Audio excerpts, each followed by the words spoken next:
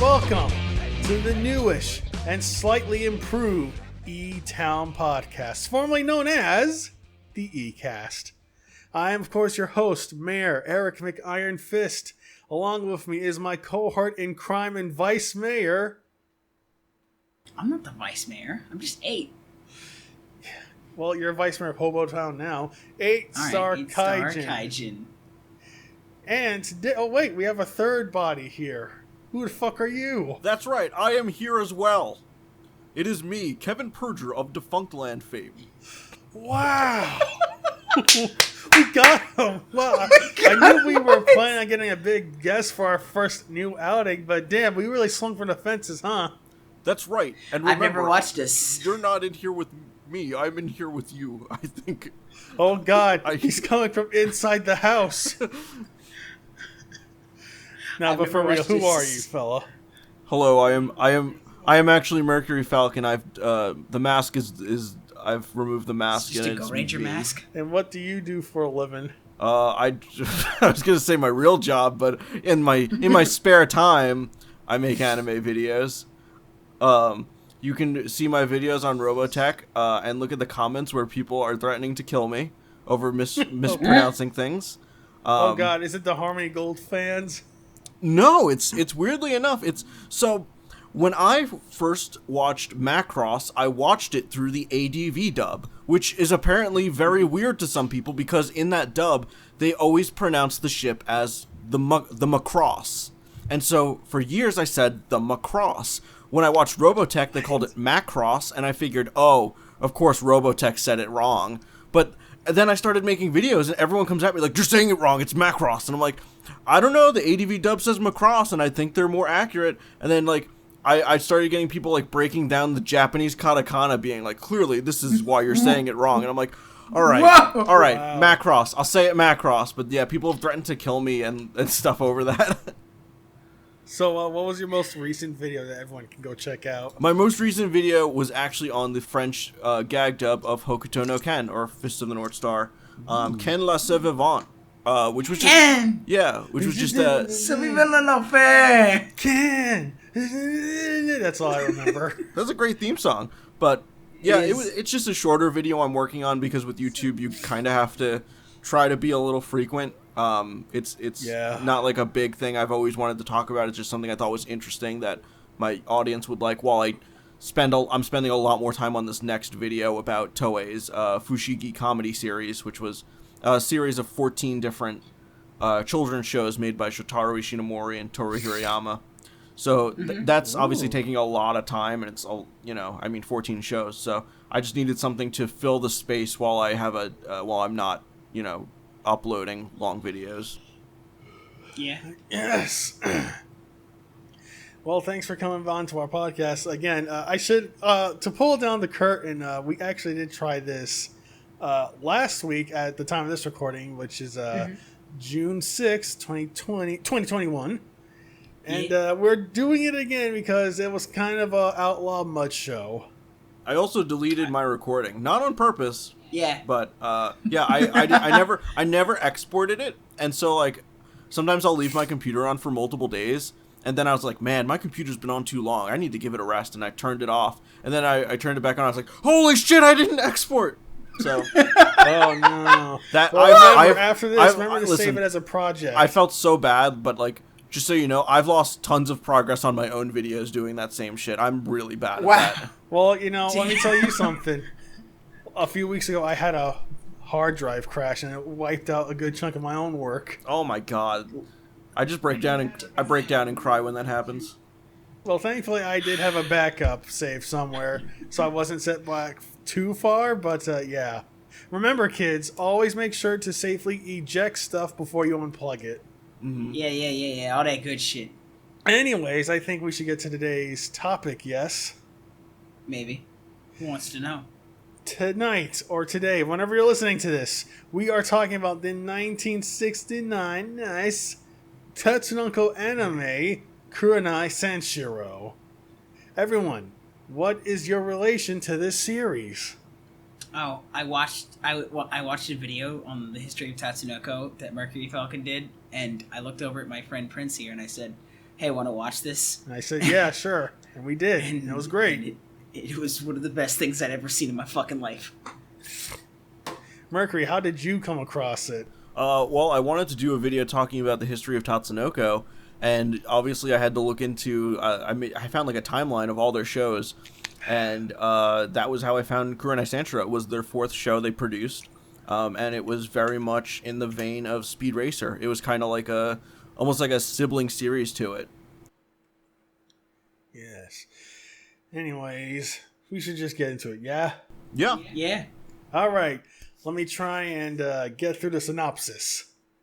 Airing between April 2nd, 1969 to September 24th of that year, Kurenai Sanshiro, also known as Judo Boy in some parts of the world, is about Sanshiro Kurenai, the named protagonist, who is on a quest to avenge his father, who died at the hands of a one-eyed man in a fateful martial arts one-off.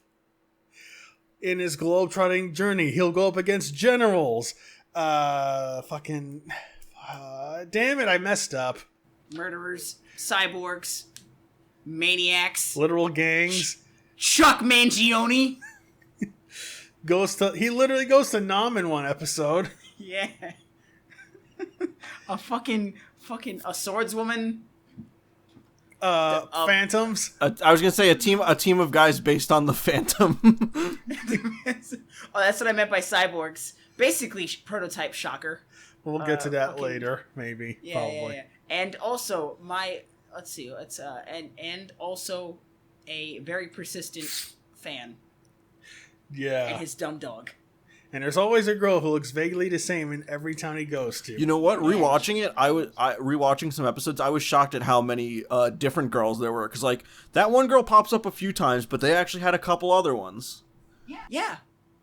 It doesn't happen as often as you'd think, but it happens often enough that it's a bit of a problem. I'm glad Speed Racer doesn't have that fucking problem. Anyways, let's see. Let me look at our notes here. You had notes, nigga? Well, yes, you know I have bad memory. Oh, fair enough. Alright, do you want me to start then? Yeah, you start us off. Alright, so, like, if you've ever watched Speed Racer and you, like, got the general idea for how that went, it's, like, two episode arcs usually, sometimes a one-off episode in between, and that ran on for, like, 52 episodes, and that was, like... That was like the first Tatsunoko show in color, right? Yes. Mm-hmm. It was colorized at the last minute. Oh. Wow. Fucking wild. Yeah, it was like 3 days before it was going to air. They just was like, color it. Just color it. And it's always been my theory that they did that on purpose, that Tatsuo Yoshida did that because he thought it would make the show appeal more to foreign networks, because there was a whole thing with Space Ace where they wanted to do a pilot of it and they had to have an episode colorized. So I think that when he went into Speed Racer, he thought it might do well overseas. So I think last minute he was like, this might do well overseas. Let's color it. Let's do it in color. And boy, was he right. Yeah. It's a good idea. All right. So like the basic idea for like Speed Racer is Speed gets involved in a random adventure, science fiction or otherwise. And that'll be how and it'll usually involve the Mach 5, and that's the general premise. And there's Sanshiro goes from town to town fighting trying to find the one-eyed man, and he fights someone who either is the one-eyed man or just someone causing trouble. Or sometimes it may have a tangential tie to him. Tangential or what have you. But it doesn't always have to be out. He doesn't always have to be out for the one-eyed man in a lot of episodes. But it's got like a similar structure that it's not wrong to call it a sister series to Speed Racer. I feel I agree with MercuryFalcon, especially when characters have designs that look incredibly similar, or they'll have a role just like a character in Speed Racer. Like Kenbo and Bokeh is the name of basically his two sidekicks. The marketable kid characters. Yeah, a small boy and his dog, who is very similar to Spritle and his monkey Chim Chim from Speed Racer. Although they don't really... There are some episodes where they just don't show up until, like, the very end. Yeah. And there are some episodes where they're... I want to say, like, in a role that's, I feel is... I wouldn't say grounded, but a little bit less crazy than what Spritle and Chim Chim get up to. Well, I mean, again, we're getting a bit ahead of ourselves, but let's not forget at the end of the war episode, which we got to talk about, they just show up at the ending, even though we have no idea where he was. Like you said, they just show up and it's like, Kenvo, okay, how are you in this militarized war zone? Get the fuck out of here. You're going to die. I mean, to be fair, he followed him all the way into like a government embassy and got embroiled in like a weird spy scheme. Right. So, right. like, that's just par for the course for Kenbo and Bokeh. Nothing fucking stops them. You know, maybe we should also talk about the typical formula of the show, because, yeah, it's got some Speed Racer in it, but I would argue it's much, much more episodic, you know? That's fair. There's only 1-2-parter, which I'll talk about later, trust me. But here's the basic premise of formula of every episode. Sanshiro rolls into town and was already up into some kind of hijinks. I already said that. Oh, right. Yeah, you did. So we should talk about some episodes then, huh? I was going to say, like, I was going to keep talking about how, like, there are some characters that are just actually the same character from Speed Racer. Like, the fucking inspector from Speed Racer who just shows up from, in the episode where they have to do a criminal underground tournament. Yeah, the assassin Olympics or something. Yeah. The fucking it's just I know him as Rokugo. He's Inspector Detector. That's interesting how you know him more by the Japanese name. I know him as Inspector Detector. I just knew him as that one guy that kind of reminded me of Jigen. All right, so let me just get that out why I did that. So like I watched Mach Go Go Go because I thought that the Speed Racer dub was gonna like edit a bunch of shit out because I didn't know before I watched your video they actually took out. You made the millennial anime fan thought. You had the millennial anime fan thought. I was like, well, fuck! If they just take out all the shit that makes it cool, why would I watch it? But to quickly explain for those who don't know, the original American dub pretty much did not follow much of the original Japanese script. They kind of just went on the fly. Oh no, hang on, let Mercury do it. Go for it. I was gonna say I was surprised they really did stay pretty close. They changed a lot of the names, but all the violence is still in that show. Like Speed kills people, there's blood. They didn't edit that show until it was rerun in the 90s. So I think a lot of younger anime fans version. Yeah, a lot of younger anime fans do think of it as this like campy little kid show, but it is incredibly violent. And people ask me like, where are these clips from? And it's like, you could buy this on Blu-ray in English, Speed Racer. It's labeled as Speed Racer, and it is just as violent. God, I love how much of a fucking absolute badass Speed is in that You know show. who else is a badass? Sanshiro. Damn right. All right. So yeah, that's basically it. But like, so yeah, let's talk about the first episode actually, because that's what sets up the idea for the general premise of the show. So. Go ahead, Prince. All right, I'll try not to stutter fuck this one up. It's okay. So, as I alluded to in the opening, Sanshiro's dad, master of the Kurenai Jujutsu style, or judo. They kind of flip-flop between calling it judo and jujitsu, but anyways, Sanshiro's dad is having a one-off, a scrumble, a ramble, a fight with the eponymous one-eyed man. Unfortunately, for his Rugal-looking ass, he bites it. And Sanshiro's there, and as you would expect, he takes the loss pretty fucking hard. He doesn't know what to do. He's really distraught. He's roughing up all these other no-name judo kids who are poking fun at him for being sad about his dead fucking dad. He's like, no. I'm going to get myself cleaned up. Like he's got a drug addiction or something. And I'm going to go find that one-eyed man and put him in his place. Also, there's a shitty little kid and a dog who join them. He's not even that shitty. How could you be that way? Like, you know what I mean? Like, really? Like, I know that you're there because, again, they're the marketable kid characters for the youngins. But like, there's another marketing reason, and that is that the actor that played Kenbo, his name is actually Kenbo. That character is named for him. He was a famous child actor at the time. Damn. Really? Yeah, and he was in a very famous like Toei movie called The Human Bullet, which was like a Japanese World War II movie about a Japanese soldier who's chosen to be a kamikaze pilot. And so putting him in and naming the character after him was also just a big marketing thing. And if you notice, when Kembo talks, his the way he acts is really different, and I think that's because he's not traditionally trained as a voice actor. He's trained as a stage actor. Like, you can kind of tell when he's talking that, like, it's not, like, really he's anime a little voice stilted. acting. Yeah. Oh, now that you mention it, I hadn't noticed that before. Huh. I'll look back and check on that actually. But yeah, I just kind of like remember his cool moments when he like pulls out the fucking machine gun and goes to town. So I'm like, that gets a little bit of respect in my book. And also his dog helps lead an army of dogs in one episode, as we see in the opening as well. Yeah. Oh, okay. So the first episode introduces us to a lot of things that are gonna happen. You know, it's got the cold open as opposed to a Speed Racer, which is, you know, had the opening. As far as I can tell, there haven't been any cold openings from what I've seen, and I'm like halfway through the series. It's gonna have like one female character that'll show up for in town that'll be related to the plot tangentially. One dude or the actual one-eyed man himself that Sanshiro will fight. And he'll usually almost always have a transformation sequence. Yeah, pretty... Okay, so...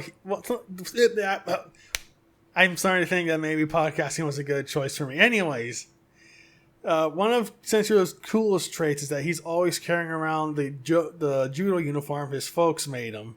Well, his mom made him.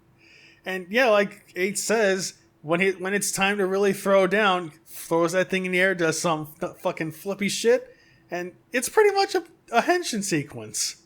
Yeah, we talked about this before when we first did this last week. Well, we gotta explain it again. No, I was just wanted.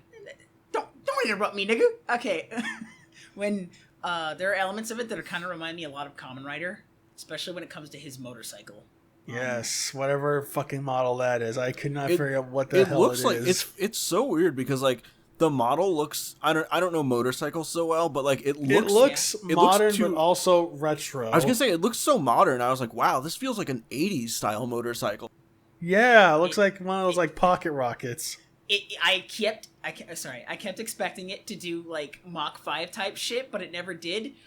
But Sanshiro would use his martial arts skills with the motorcycle to do shit with it that basically almost implied the bike was special in some way. Like when he, like in some episodes where I won't spoil the episode with Chuck Mangione yet, we won't get to that yet, but the one I'm thinking of is the dog episode where they have an army of dogs and he fucking rides along the walls of a mansion and then just fucking hits a guy with it.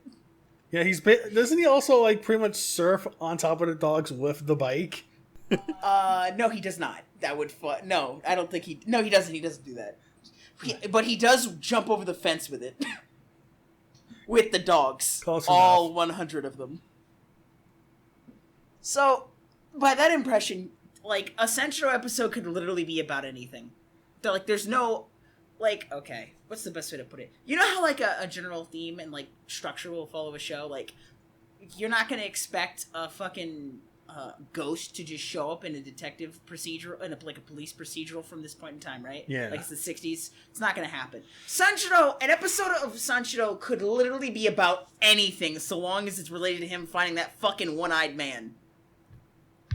It's kind of like Lupin the Third, whereas like whereas like yeah, I know something in Japan is that a lot of writers, if they have an idea but like a studio isn't willing to back it, they'll basically just change the characters to be Lupin characters, and sometimes they can get them to make a Lupin, and that's why there's Lupin specials that are about like weird things that some of them get like really science fiction-y, some of them get really fantasy elements in them.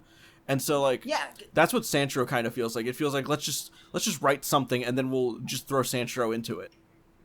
I think it's also due in part to the fact that like there is an almost mystical air to the Kurenai style that he uses that kind of lends itself enough to like start gearing towards pseudoscience, the supernatural, and what have you, so that he can just fight a fucking mummy ghost in Egypt. Fight a mummy ghost, fight the Phantom, Egypt. Fight Chuck Mangione, going up a cathedral spire. No, don't spoil that yet. That's for the other bit. But or my personal favorite, excuse me, one of my personal favorites. That one time he just fucking fights a Kinniku man character. No, he came across. He came across fucking warriors from the Romance of the Three Kingdoms. Like he traveled back in time.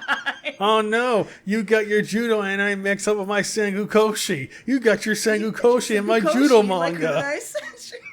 Wait a minute. What if we put them together or whatever? However the fucking Reese's commercial went. There's an episode where he fights fights with ancient Chinese warriors. I think it's implied to be ancient Chinese warriors because it's this strange implication like they know that like modern technology exists, but they're still just running around wearing the clothes that they do from that era and riding horses. I don't think anyone uses a single piece of modern technology in that episode except for Sanshiro. It's in that case, do you think Kurenai would be able to like do wuxia shit?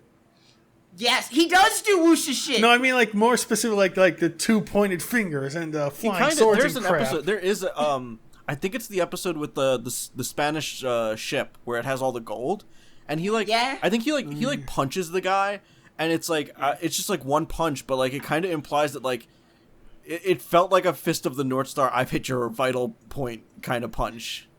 Yeah, he does that sometimes where he'll just hit someone with a technique and it'll just be like stop for a minute and they'll just fall over and he's just like, oh, well, I guess you have Hokuto Shinken, Sanshiro. You just don't blow somebody's head up. There on that note, the Kurenai style is kind of there's not like a unified idea of what it like does. He just kind of does a specific like. Okay, technique. I guess I can interject here a little bit since I'm kind of more in the know of combat sports thanks to Mo.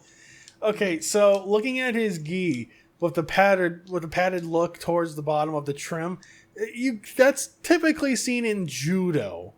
Yeah. But like judo boy. some of the like, and the thing is, judo is really oriented on like grapples and tossing your mate, right? Yeah. Shit! Everything just froze. Wait. Okay, sorry. For some reason, I get a hiccup in Audacity when it runs for too long. Anyways, so you look at his gi and you think, okay, so it's supposed to be judo, and of course the translated, well, not exactly translated, and I'm really starting to think that maybe I shouldn't do podcasts. Anyways, you think you look at him and you think, okay, so that's supposed to be judo, right? But like. He doesn't really do a whole lot. Like, yeah, he tosses guys and stuff, but he's also just wall running. He's fucking doing a lot of punch moves. He does a fucking Kinniku driver at one point. That's not very judo-y. I get the feeling that this was before, like, the big karate boom in manga with stuff like, what was it? Karate Baka Ichidai? Or I think it's called? Mayhaps. So I feel like they might have a very loose idea of what kind of martial arts Sanshiro was trying to do. Yeah, this could also be like in the late 60s. You also have a lot of the fake martial arts that are very popular due to movies and stuff where people are like, I can do this move where I punch someone and it makes them throw up. And it's like, well, I mean, if you fight a drunkard, you can do that pretty easily. it's the same it's the same kind of logic as like a Vulcan nerve death pinch or the nerve pinch. It's that kind of logic where it's like people were still leaning into like, oh, people can do like fantasy-esque stuff with martial arts before it was like, no, this is like we can break this down with logic and science. The Wuji finger hold. I get that. I think it's kind of reminded me of Count Dante. Yes. Oh my god. Sanshiro fighting he never fought at like somebody who pretended to be a martial artist. Oh my god. There could have been that would have been a great episode. It's like the samurai episode from Samurai Oh my god, Jack. I think I know how we could do this for Sanshiro. He strolls into town. He hears about this big fucking martial artist, and apparently he's using his own Kurenai style.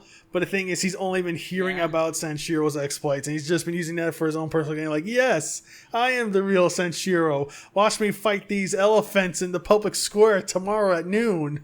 Because Count Dante would do that kind of shit. Yeah. God damn it.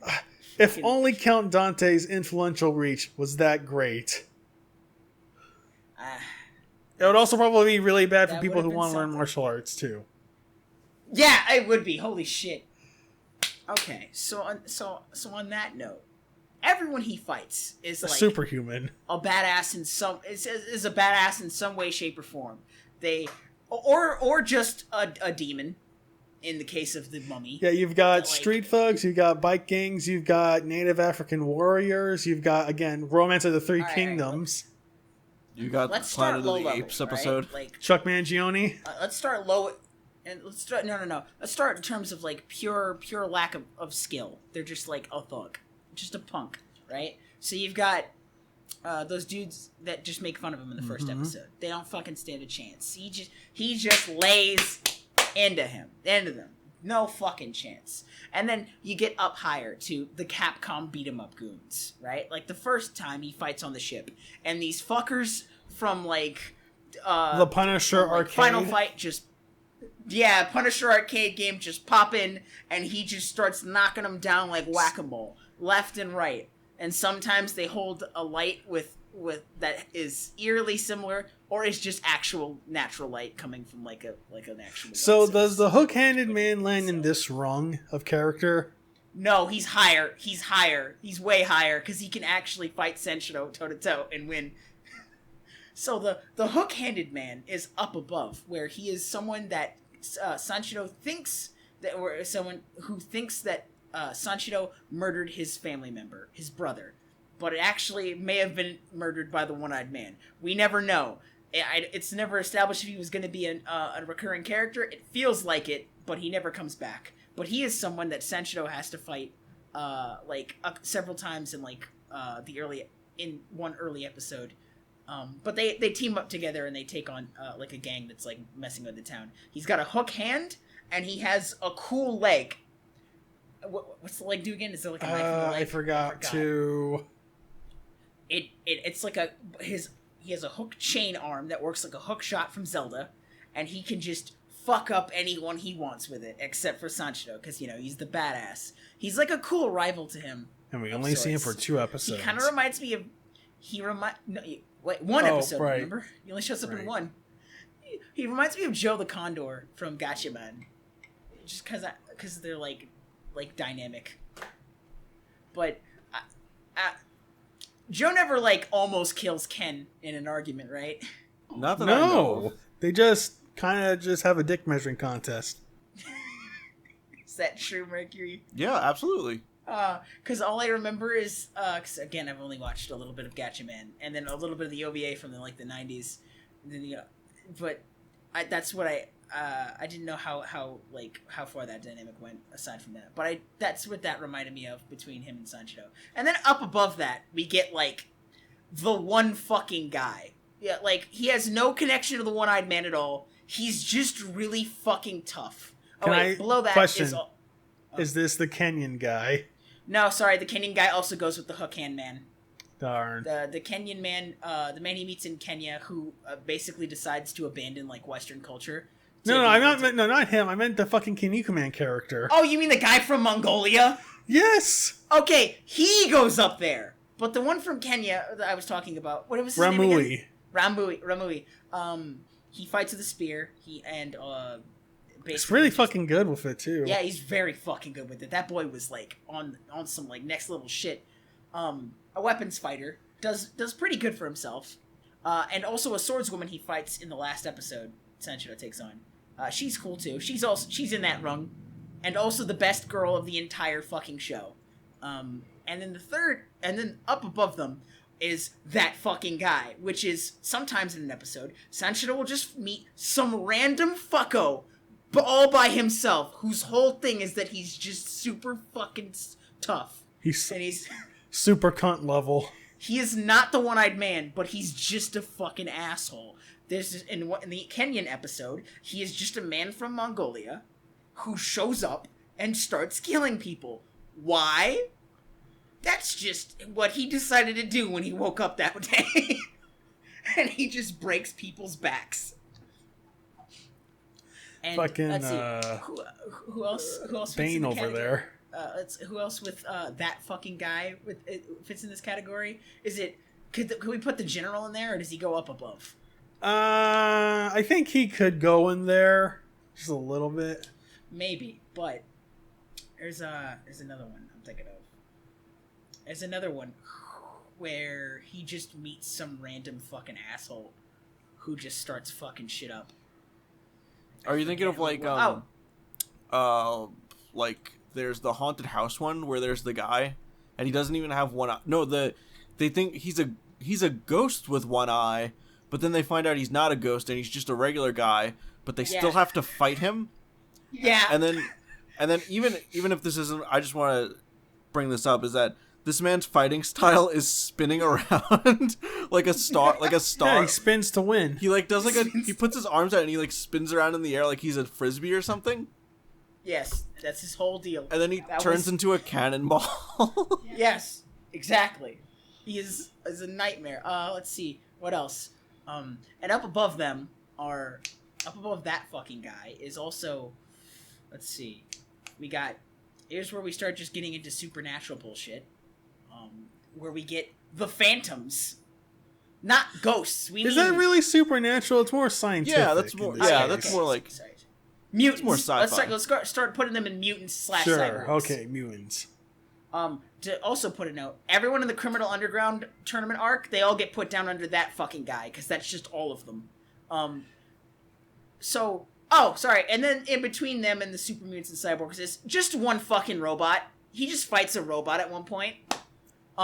Like a robot arm. It's not even like attached to like a person. Yeah, to get a spot in a tournament, you have to fight this giant robot thing. Yeah, like it just fucking swings around and you just have to be cool enough to be able to dodge it and fuck it up. If you don't, you might die. That's it. Protect your neck. Protect your everything. And then you get mutants and cyborgs. And the cyborgs... Go ahead, Prince. Break this one down. So the episode starts off with a cold opening. Sanshiro is running with what looks like a pack of phantoms. Yeah, specifically the Billy... We're not talking about Ghost. We're talking about Billy Zane as the Phantom. Yes, the fucking 90s Phantom movie. If you don't know who Phantom is, kids, it was that shitty superhero movie in the 90s about a guy who lives in the jungle. He has that cool ring, but he wears like a stupid purple spandex bodysuit. Anyways, Sanshiro's running around with them, just causing hooliganism, just stealing shit, because I think he's under control from like a mad scientist. No. First he gets his ass kicked by them. This is fucking Takashi Hongo, right? He deals with the car crash. That's what sends him to that's where they pick him up and send him to Shocker, right? That's how Takeshi Hongo starts out. Shocker. No, my man. What'd you say? I was gonna say, Shocker caused the car accident. Yeah, they caused the car accident. But my man Kurenai Sanshiro, no. The Shocker combat men come to him and say, square up. He walked into town and he's like, I don't know what the fuck I just walked in on. They beat the shit out of him and go, wow, he was pretty good. Let's turn him into one of us. And then next thing you know, he's literally like, it's literally just like, not shot for shot, but it's basically the Takashi Hongo like Shocker scene where he's on the table strapped down, right?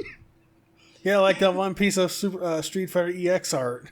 Yeah, with Ryu on the table and all the scientists around him. All the fucking Skull Manias. Except, I will note, the cyborg Phantom Men are weird because the only thing that apparently makes them cyborgs is a strange chip that's embedded in their left leg. So, you mentioned this before, and I looked into it, and I actually found out where the discrepancy is coming from.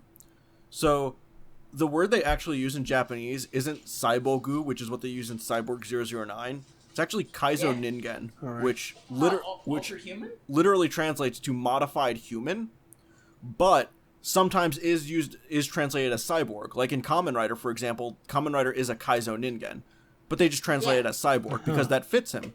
Now, we get an issue with someone like Kamen Rider Amazon, who isn't mechanically altered. He's altered by an Incan amulet.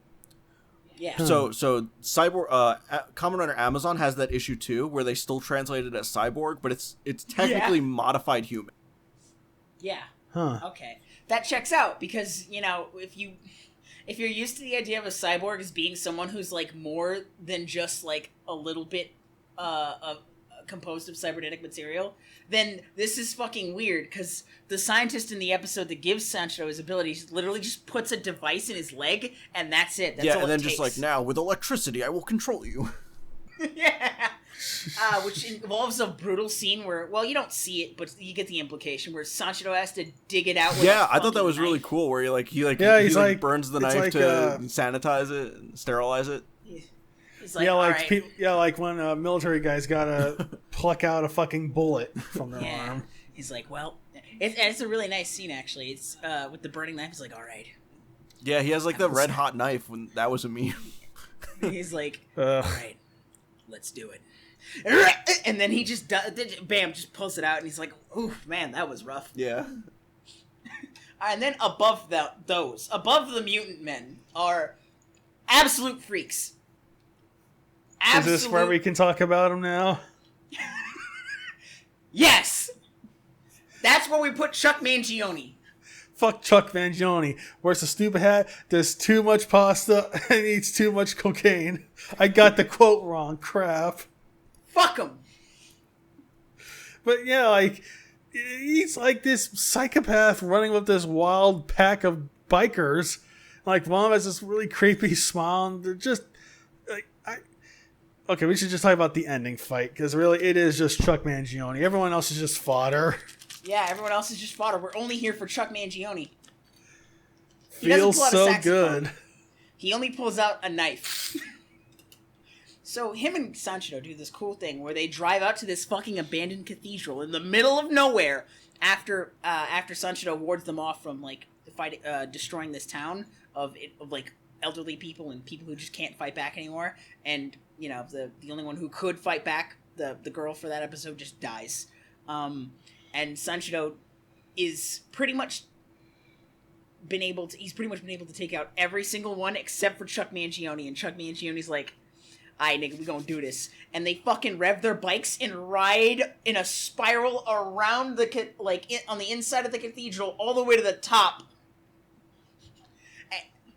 Yes, like fucking circus freaks. And he just whips out a knife, and like Sanshiro does what I can only describe as a jumping light punch right into his jaw, right into his body. And that ends kick? it. I forget. And they just fall. No, done. Stick a knife in him. Stick a fork in him. He's done. Chuck Mangione's body is still going up, but his bicycle has already fallen and exploded, and he's just like, ugh! It feels so good. Pulls out the trumpet and starts playing. And then bam. It feels like a moment at a Fist of the North Star. I swear to fuck. That's where Chuck Mangione fits. Freaks. That's where I would also put. He's got peaks and freaks for all 9 days of the weeks. Who else goes Little in the Scott category Steiner of for you. absolute fucking freaks? I think, because there were people he just fought that were just abnormal in some weird shape or form, like that goes beyond the. Do they have to necessarily be villains in this case? No. Okay, let's talk about fucking what was this kid? Kamir, the boy from the two-parter. Yes. Should we just get into the two-parter now? Yeah, because that's where we would put that. That's where I also introduce the actual fucking monster with the tiger.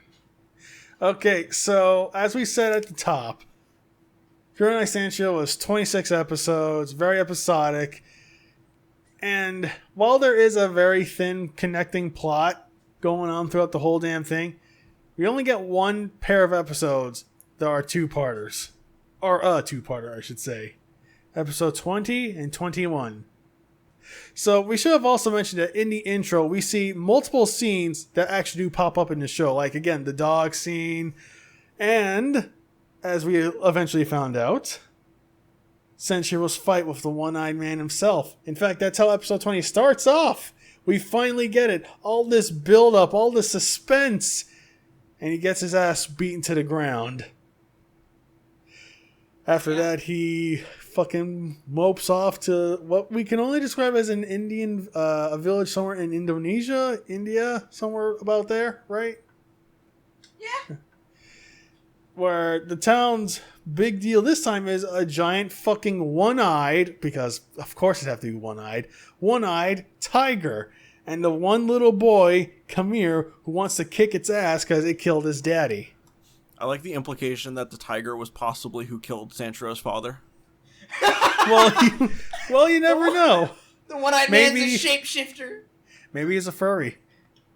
Yeah, so I should mention the energy they have for the one-eyed tigers. Like, have any of you ever seen Ginga Nagare Gin? Like the... Yes, I've seen fucking... I've never heard someone pronounce its title so eloquently. What? I've never heard someone pronounce the title. I always struggle to say it. I usually just call it Gin or Dog Anime. It's fine. Isn't it Ginga? Weed is the sequel, but Look, that's not. Get to your point. All right, the one-eyed. There's a one-eyed. The main villain of the first story. It's a one-eyed bear, right?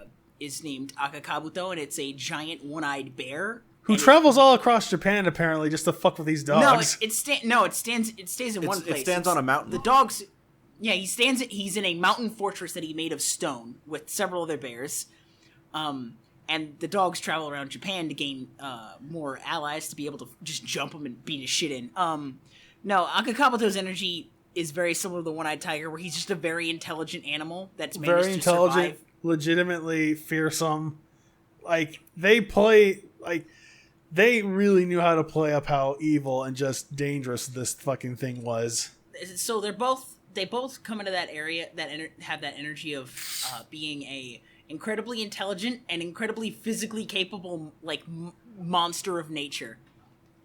And I don't think it's like a funny overlap. Like, if you enjoy that kind of story, that's basically what this becomes. Except, unlike Akakabuto, the tiger is given, like, empathy and is like it's like an actual living creature with a, like, desire to live for something more than just murdering the shit out of people. Akakabuto's just evil because he's brain damaged from a bullet in his head from a hunter. Like a reverse Goku. Anyways, back to it's not like a two-parter. You know I'm right. Shush up. Anyways. That's a good comparison, actually. Anyway.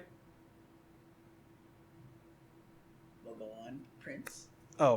Anyways, back to the two-parter. Look, I'll just get to the main point. What pissed me off about this two-parter was where it was placed. Again, this was a 26-episode series, so it wasn't on TV for that long. But you're going to have what feels like should have been the finale, the two-parter, just 5 episodes before the actual proper end? Fucking madness. Because at the end, we see Sanshiro passing off his lineage to fucking Kamir as he goes back to wandering the world of Kenbo and Bokeh all of a sudden. And it's just... I was going to say, it wouldn't be as offensive if the show had a proper ending, but it doesn't. It ends where exactly. He's still looking for the one-eyed man. To be fair, I wouldn't have minded if they ended it there with him being defeated by the one-eyed man and just continuing onwards, maybe lead into a season 2 or whatever. But it's just, you have this 1-2-parter and you put it there when it will have worked better at the end. Fuck off. Also, Kamir's sister is white as bread. What the fuck? Yeah, that was weird.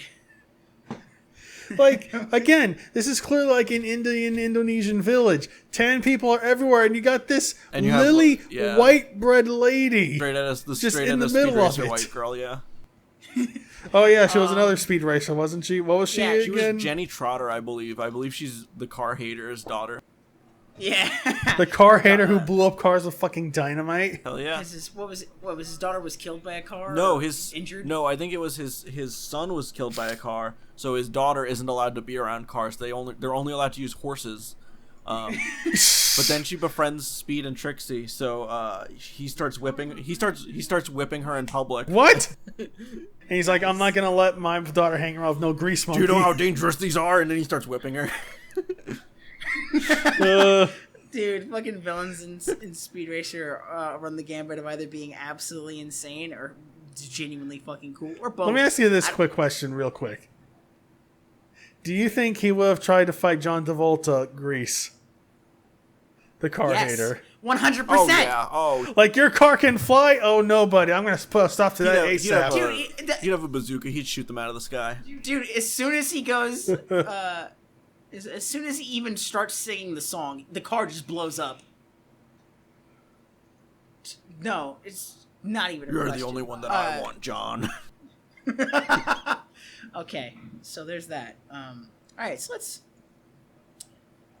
And at the top of that is just an actual evil mummy that he fought. And the one-eyed man at the top of all of them, of course. Yeah.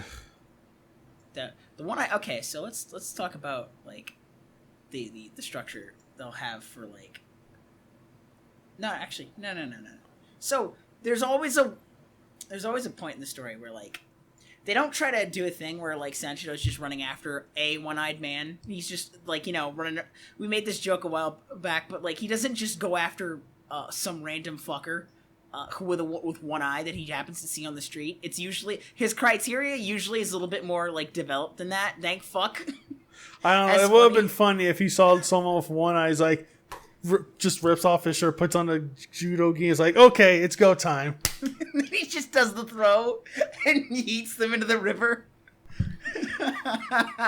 Yeah, no. So the idea is basically like, all right, so I'm going to look around for a guy who practices martial arts, and if he has one eye, and if he's really good, it's on fucking sight. And that's usually like how it'll go. But so we never know why the one-eyed man challenged his father. Could have just been a duel or whatever, but that's not... Yeah, it could have just been a spar gone wrong, and the one-eyed man could be totally just innocuous. Yeah. But there's literally no one alive to be able to tell Sanshiro, and he has to figure it out on his own. There's no overarching mystery, which would have really helped to be able to, like, nail it down if they had, like, breadcrumbs leading us all the way there. But yeah. The closest thing they ever have to that, though, is, like, implying how far along the story goes. You want to talk about the Nam episode now? When once we've gotten to that? Yeah. Yes. I'll try to start us off again. Sorry if I just end up stuttering. Mm-hmm. Go ahead. So, we don't find out how, but the episode starts out with Sanshiro on the back of a Jeep firing off a mounted machine gun. And, yeah, he's just in war. Just out of nowhere. We don't know how he got roped in. We don't know how he stumbled across this, but he's roped into war, and now he's got to go on a suicide mission with a gang of misfits. Joe, a former boxer, Wonton, a racist Chinese character, and Guevara, an army man who's got a dead family. They kind of remind me of the guys from Dougram. Who?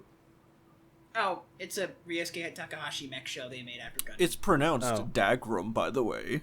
Oh, dead ass? Yeah, it's pronounced Dagram. Even though it's Mark. spelled D-O-U, it's Dagram. Marks.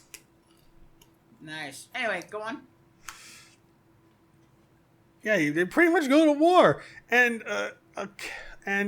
the villain of that episode is the eponymous general, but even after defeating him with, again, the Kiniku driver legitimately just does it, he just kind of gets away with it. Oh, also, this is where we figure out how long Sanshiro's been at this, because he accuses him of killing his dad, and he goes, "Nah, let me tell you why that's bullshit, kid." He pulls out a fucking pocketbook of what he was doing that day. He's like, yo. What a fucking ass pull. And then Sanshiro, I mean, it would make sense for him to make a journal in the event that he fucking died as, like, his last will and testament, at least. Shit. But, I mean, he had it. April 2nd, don't kill Sanshiro's dad. Couldn't have been him. April 3rd, nail manicure at 3. Dude, I just love the energy Sanshiro had where he's like, a journal? Give me that shit. And he looks at it, he's like, April 9th. Damn it. Oh my fucking god. Ah! Damn it, he's got an alibi. Shit. I love how, like, he also lets the general get away, like, all your war crimes, like, that's one thing. Like, you that's on you. You handle that issue. I mean, I guess beating the shit out of him was enough. He killed his I don't know what to call them, like, was Sanjay, I don't know, like, his fellow Squad. men in arms? Like, his teammates. Yeah. Yeah, his platoon. Yeah, his fucking platoon mates. He just killed all of them, and Sanshiro was the only one left, and he's like, alright, I guess we're even now. Wait, did they kill Wonton in that episode? Yeah, they all die. Okay. Wonton, I remember the other Joe, guys die. I remember when Joe Guevara. died, they show, like, a flash of him as, like, a boxer, and I was like, that's an interesting character thing. Yeah. Oh, yeah, I guess we should go a bit more in depth with their backgrounds. Joe was a champion boxer who killed his final opponent and retired because he's just going to take the, I guess, stress or guilt. Which is eerily similar to Ashino Joe, but like I don't think that. Wonton was a knife thrower in the circus who was on the search for his sister. And Guevara, I think it was just a regular army dude, just that his family fucking bit it last year. And that's why he's fighting. Damn, son. Last year of that year. We don't want to get the wrong idea to the viewer. And again, the general just gets away, and Sanshiro doesn't think to stop him or apprehend him. Like, bitch, I guess after beating a man's ass senselessly and destroying his base. Still, Sanshiro, don't fucking lollygag. He looked fine at it, honestly.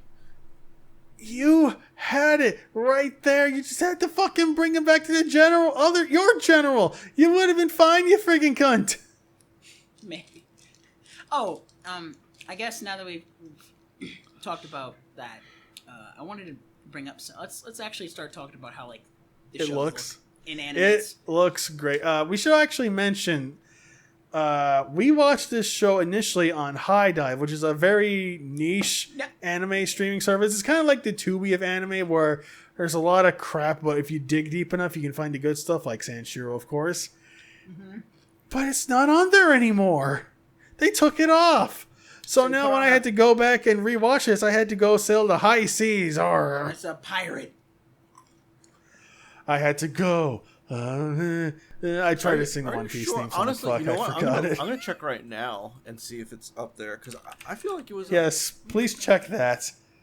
And the thing is, I don't know who owns the rights to that. Like, I don't think it's a discotheque. No, it was licensed directly by High Dive, by I think Sentai. I think. Oh nice. Yeah, it's always either them or discotheque. Anyways, also the transfers they had were like so fucking pristine, and this is a show from like the late '60s, and it looks pretty damn good. Has all their stuff archived super well. Like I good. Looking at old Toei shows, it's like, oh my god, it's didn't even care.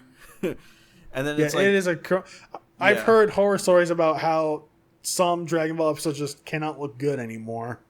Because they lost some of those just threw them away. They were just like, well, not going to need these anymore. Yeet! That's why with Kai, there's like instances where it goes to digital because they were like, yeah, we don't have that film anymore. We just kind of threw it away. Yeah. Why? Yeah. Or like the it's audio. Toei's the original audio for Dragon Ball Z and Sailor Moon, if you want to watch it in Japanese, feels like it sounds like it's coming out of a tin can because they don't have the fucking masters. True. Jesus Christ. Anyways, back to Sanshiro and how great it looks. Even for a late 60s show, it animates really good too. Like, the colors just pop. The colors pop. The line work is a bit dodgy, but like everything looks so immaculate. And the motion isn't the greatest. Like it's one of those shows where you can tell the budget was used in like the fight scenes. Because the choreography does feel really good, really well thought out. And they do some smart reuse of animation, typically with Senshiro's transformation. I think it was smart of them to that's the opening is just clips from the show, and it's like they chose like the best shots. It still works. They chose the best bits to like, here's some cool shots with no context. Aren't you gonna watch our show now, you shit kids? We should also talk about how sometimes they would do mixed media animation. Yes. For example, there are a few scenes where a character pulls out a knife or a sword, and to illustrate that, they'll just put like a piece of metal with like maybe a little shading on it onto the cell, like boom, there's your knife. Yeah. Or how about our favorite, the model boat explosion in the first episode? I was shocked because I was thinking to myself when I saw that, did they do this because it was cheaper? Was it actually cheaper to blow up a model boat than to just draw it? I couldn't. And I can't believe it is. I don't imagine it is. I kind of have a feeling. Not a feeling, a theory. This was the fourth show Tatsudonko did, right? Yeah. Maybe they were feeling a little experimental, doing things a little looser, a little loosey-goosey, especially after Speed Racer. Just trying to see what works and what stuck. Because, sometimes studios would do that, like make a B show or whatever to test out the waters and whatnot. Mm-hmm. Yeah, and this was definitely like a show where this was really Tatsuo Yoshida trying to push what was like considered like feasible in anime, because I know Speed Racer didn't do it. Actually, it did better in America than in Japan. It only did like just passable in Japan. And I know Tatsuo Yoshida really wanted to make like a big show that was like heavily action based. And after Speed Racer, they did Ura Gozura Dado, which was a gag show actually by Hiroshi Sasagawa. And was that the one that was like about a giant monster or something? It was about a dinosaur that wakes up in modern day Japan and befriends a bunch of kids. And that was just like a gag show, but it was their most successful show at that time. It did. Some would say it did monster numbers. Exactly. And so Tatsuo was really big, like, man, we did really good with these, with these gag shows, but he really wanted to do like an action show. And in fact, after Judo Boy, I think the next anime they did was a, what's it called? Its name translates to Decision, but it's an anime about World War II from the perspective of Japanese soldiers. I think we talked about it a bit, and that one was in color, right? Yes, it was. It was in color, but that was the 70s, so color was becoming color was pretty much the standard in Japan by then. And yeah, so it was about Japanese soldiers during World War II, and they were really trying to make it like serious, like do an anime for adults, because even in Japan there was still the mentality that anime is just for little kids, and they were fighting against that. Yeah. Quick side note: some things never change. Yeah. Yeah. Back to it. I think if the boat thing wasn't that cheap, was cheap to do, they probably would have done something like that in later episodes. But because I have a feeling it was, because doing live stuff like that is always it's always costly in some way, shape, or form. That they just do that because it was for the first episode, and afterwards it's like, oh, okay, we can't really do this. Yeah, again. that could be it too. We don't have the budget. On that note, what I think I find really interesting about Sanshiro as a whole is the fact that, I mean, even the episodes about nothing will have like something going for it visually, at the very least. One bit that I vividly remember was after Sanshiro got his ass whipped by One-Eyed Man. You get this like little kind of a scene that illustrates how down and depressed he is, with just like these bizarre shapes and abstract colors. Mm-hmm. Just like it's all stills, but like it still does a good job of communicating just how wrecked he is by this loss and how he feels like he can't go further anymore. If I may, it reminds me of one scene from Ashino Joe when happens, and Joe is experiencing an extreme influx of several different emotions all at once, and they just have a million different like still images like go off one after another. Are you talking about when he accidentally kills Ricky Ishii? Yeah, maybe. Depends. You can censor that if you want when you're editing. He kills a lot of people. It's an anime from the late 70s, early 80s. No, there's been enough time. 70s. Spoilers are dead. Oh yeah, early 70s. He kills a lot of people in that show. That could be anything. I haven't seen this. I've only seen the movies, so. No, but yeah, my point still stands. He kills a lot of people in that show. That could be anybody. Back to Kurenai. Back to it. Kurenai kills a lot of people. I don't know who that could be. He does. In fact, it's funny. Yeah, he kind of... I was gonna say the his path to revenge is one that is painted red with blood. No, what were you saying? The scenes. There are some scenes that are like extraordinary and like where bizarre stuff happens. Like there's an episode where a volcano erupts and like a falling rock crushes a person and you see like a blood splat. Yeah. But like, it's funny because that stuff just makes me go, oh, cool. The stuff that makes me go like, oh god, is like the stuff that's just like really subtle and realistic. Like, there's one, I think it's in that episode with the volcano where Sanshiro jumps and does a kick and he hits a guy and the guy falls back and hits his head and dies just because he hit his head on a rock. And I'm like, oh god. Jesus. Like, and there's another, the one with the Spanish ship. There's one where there's like the big sailor guy who grabs one of the pirates that's attacking their boat, and he like knees the guy's head, and it has like a sound like he broke the guy's neck, and it's so it's so small compared to all the other stuff happening, but it's so real that it made me go, oh god.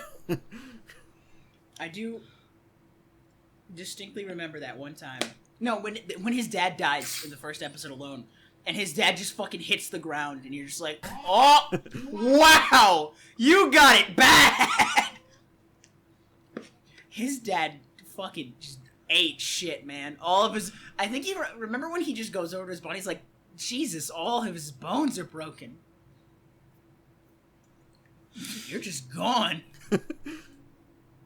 Can we? Oh, sorry. Go ahead. Did you play the Jeopardy theme? I mean, did you play the? Did I? I didn't hear it. I didn't play nothing. I heard it. Maybe a phone. Maybe. Anyways, let's also, since we just finished talking about the animation, let's also talk about the character design and how cool Sanshiro is. Okay, so the character designer for this is the same guy for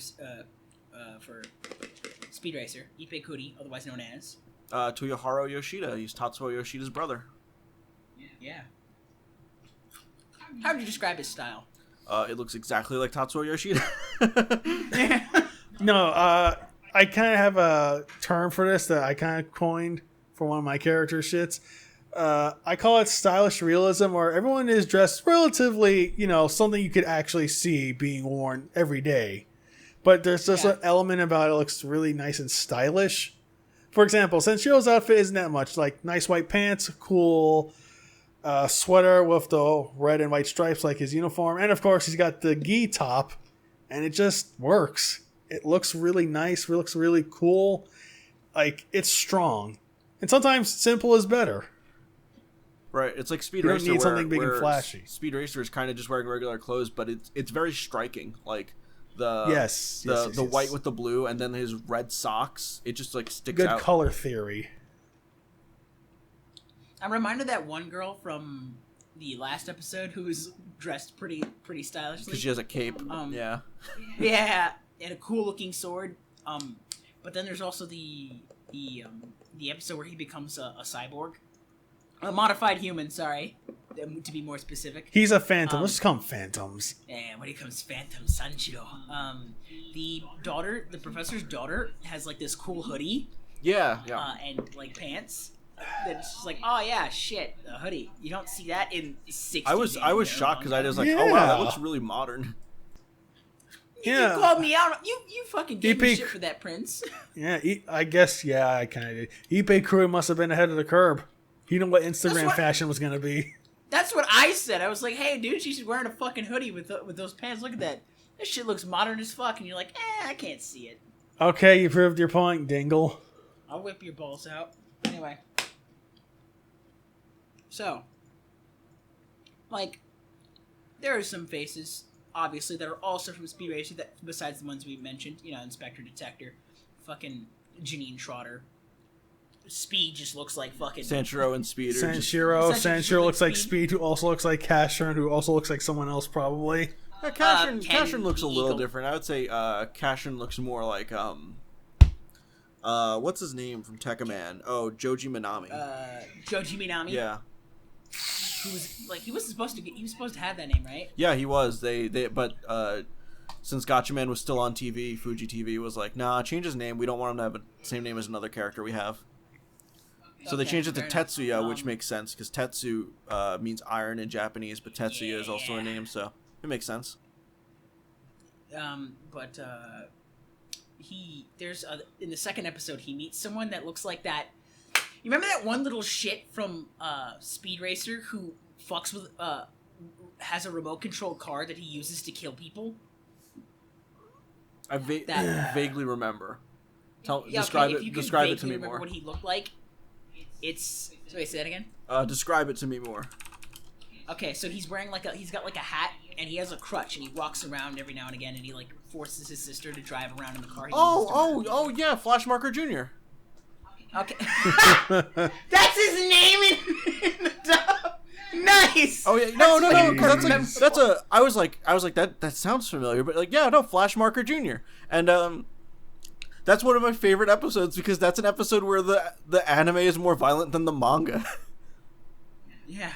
Okay. Because I don't know if you've seen. Oh, there was there was a. Sorry to go off topic, but Flash Marker Jr. in the manga, he goes to jail and he says, I promise I'll reform. And he says, like, Speed, will you take care of my sister until I come back? And he says, sure thing. And in the anime, he crashes a helicopter and dies horribly. Dies? Yeah, he does. Oh. Okay. Sorry. I remember that in the anime. I just in the. I haven't read enough of the Speed Racer manga yet. There is a manga of Sanshiro, but good luck trying to find it. Yeah, it's one of those rare out of prints. So the reason I bring up the Flash Marker Jr. is because his character design for that is the same character design, similarly enough, for a character that Sanshiro meets in New York in episode 2, who plans to murder the gang leader who murdered his father. So he's in a very similar role. He doesn't have a crutch. He's just, he's... I remember his name was, he had a name. It was like Billy or something. Cause I remember, Yeah, Bill. Was it Billy? It might have been Billy.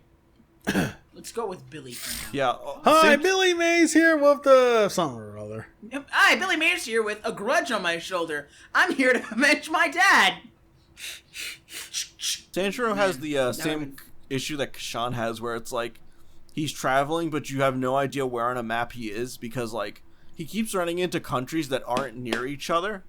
Where it's like there's 2 episodes where they go to like Tatsunoko, Mexico, where where it's just everyone has ponchos and sombreros, but then they have names like, hey, they have, I'm trying to think of like an example. Gordita Chalupa. There's the Mexican kid, and he has a poncho and a sombrero, and he's like, my name is June, and this is my sister Yuri. It's like, what are you? Those aren't names. Those aren't Mexican names. Okay. Or that reminds me of another Tatsunoko anime, Mospita.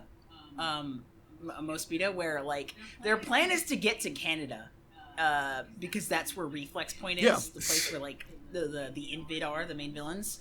But like the way someone talked about this, and the way they go is from South America and then somewhere to New York, even though they were hopping in the exact opposite direction. I will say they were doing a good job until they went to New York. Until they went to New York. Yeah, because I was gonna say, New York is a tough town. They go to South America, they go to Mexico, they hit Denver, and I'm like, okay, this is like making sense. Like, yeah, if you were going this way, and then they pass Reflex Point to go to New York for a day. New York, and you're like, wait, what, dude? It's even where in the world is Kurenai Sanshiro? Okay, but like even in the, just as a quick aside, even in the official material I've tried to find for Mospita, the map that details where the fuck the gang is going to get to Reflex Point, where it shows Reflex Point, it just stops once they get to like it stops before it ever gets to New York, so you have no idea where they go after that. Well, that's the end of the show. Oh no, I meant like they don't like. There's as in Reflex Point is here. Here's where the gang's been going currently, and then it just stops. Well, the New York episode is like episode 24 of 26, I think. It's like right at the end. So it's like they go to New York, and the next episode is like the 2-part finale. What weirds me out though is like what I'm saying is like they go past that point where it says the map says stops, and Reflex Point is all the way over there, and you're like, okay, where's the other points to get here, buddy? They didn't just jump through a warp zone and end up on the other side. That's what happens when your anime gets canceled. Yeah. Yeah, what can you do? Is that what happened to Mospita? Mospita did get canceled. It was supposed to be 39 episodes, but it got taken down to about 26. I will say though, since Mospita was pretty episodic, they actually do a good job. It doesn't feel like some other shows where it feels rushed at the end. It's a little rushed, but like I thought they did a good. I felt like it was a natural ending when I first watched it, so I was like, me, I agree. Well, I'd love to do an episode on that someday. Anyway, look. Let's see what happens. Right now, let's focus on Sanshiro's whole thing with like. Actually, that's a good. Speaking of like jumping around, let's talk about Sanshiro in connection to Cashern, because we mentioned this before, that Kurenai Sanshiro is what influenced a lot of Hiroshi Sasagawa's like work with Cashern. Yeah. Yeah, after watching a few episodes myself, it checks out. Okay, so Cashern's whole thing, but we won't get too into Cashern here, all right? Except for like towards the end when we start talking about like character designers again.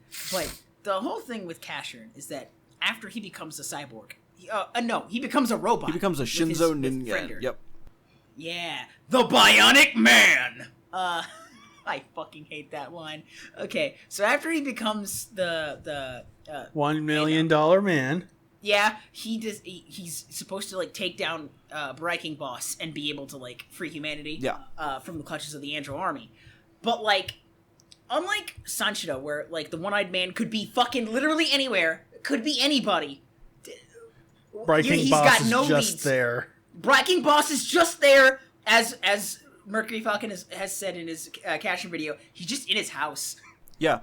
Breaking Boss He's turns... just chilling on the porch. Breaking Boss turns... Because he was a robot that was in Tetsuya's father's lab, and so he just took over their... They lived in a castle, so he took over the castle and turned it into his fortress. And so now Cashin has to stop him. The thing is that, like, every episode of Cashin, after about episode 4, because we did mention this, like, the first 4 episodes, they are, like, establishing stuff, but, like, the most of the show is him traveling around to all these different countries and, like, freeing them from the Andro force. And that was... Hiroshi Sasagawa said that he was inspired by Judo Boy, by Kurenai Sanshiro. That's why Kashan is actually voiced by the voice actor of Sanshiro.